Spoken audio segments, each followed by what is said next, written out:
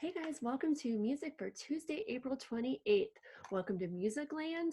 We're going to do some woodwinds today. Before we get started, let me walk you through resources. Here we go.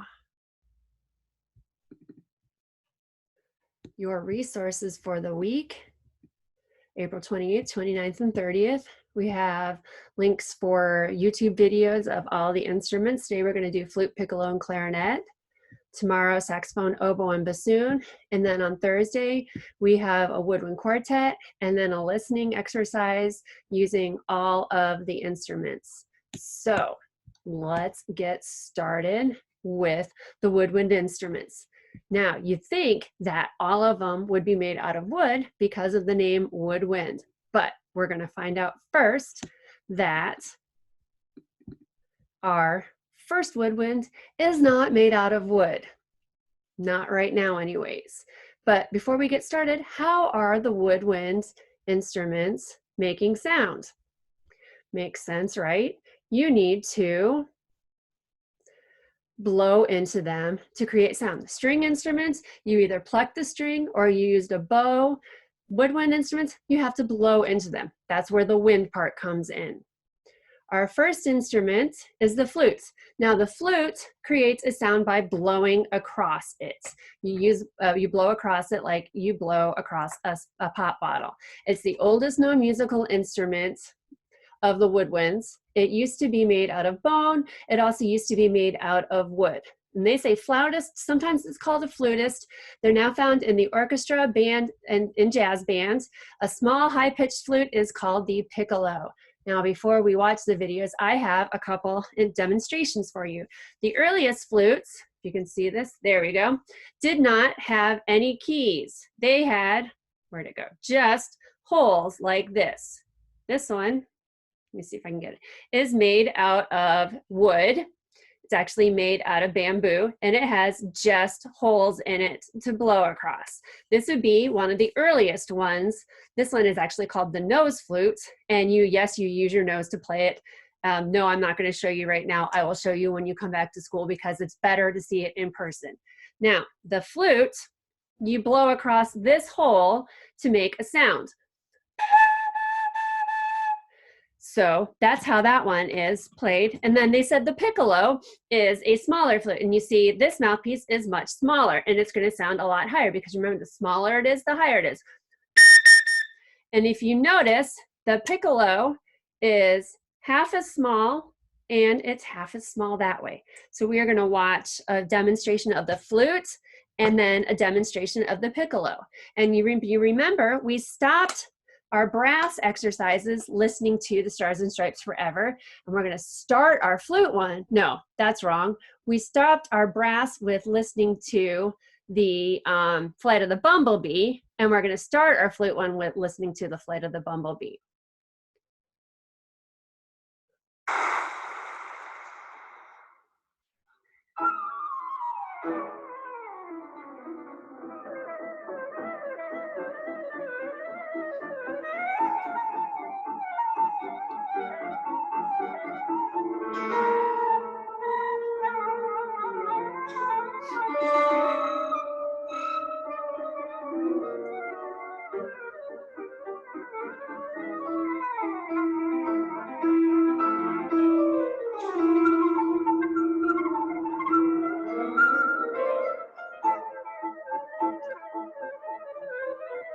Now he can get some interesting effects on the flute that you can't really get on some of the other instruments because you're blowing across a hole. You can go into it, and that's how he was getting that sound.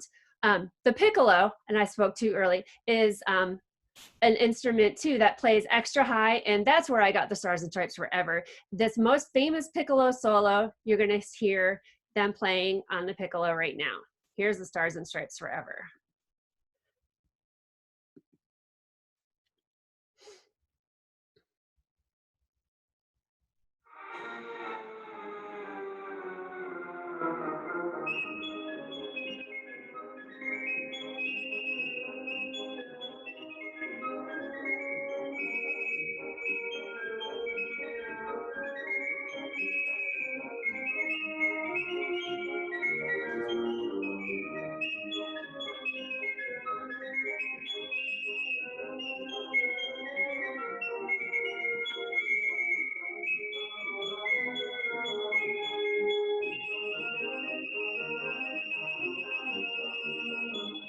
And his piccolo actually is made out of wood still.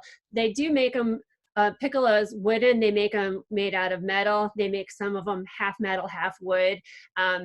Just depends on what kind of sound you want, and it depends on how much you want to spend. All right, next up is the clarinet. The clarinet is, whoopsie, too far, creates a sound with a reed. And I will show you just a second what a reed looks like. When the clarinet is blown into, the reed vibrates back and forth. The clarinet's ancestors include hornpipes from places like the Middle East and Greece. Clarinets are now found in the orchestra, in bands, and sometimes in jazz band. The most common clarinet is the soprano clarinet, but bass clarinets are also fairly common. Now, I'm going to show you what a reed is. It's just a piece of wood just like this. And problem is though, when you blow on this, it doesn't do anything by itself, see?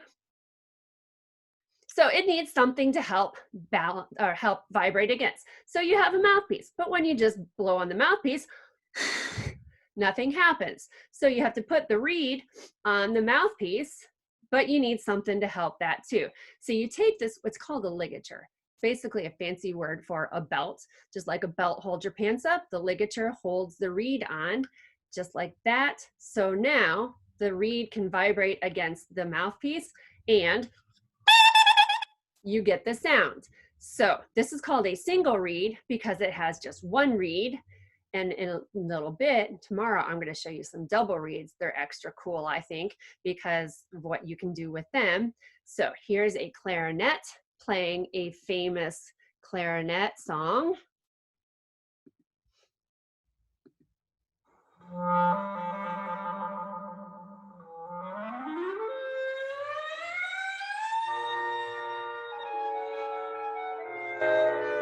Over here, you've got a bass clarinet.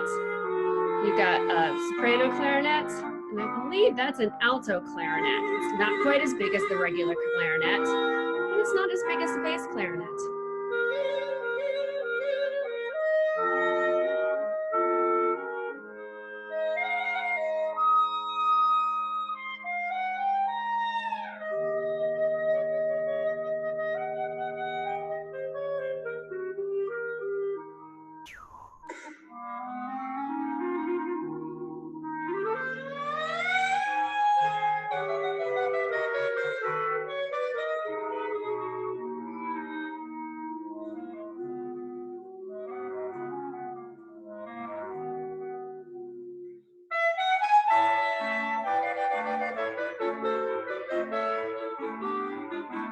Yeah, so you can see the bass clarinet there, and the alto clarinet, the same shape, just a little bit smaller than the bass clarinet.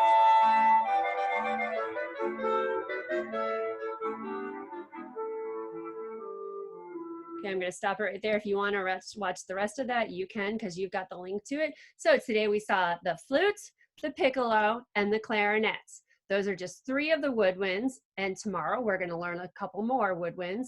I will talk to you guys later. Bye.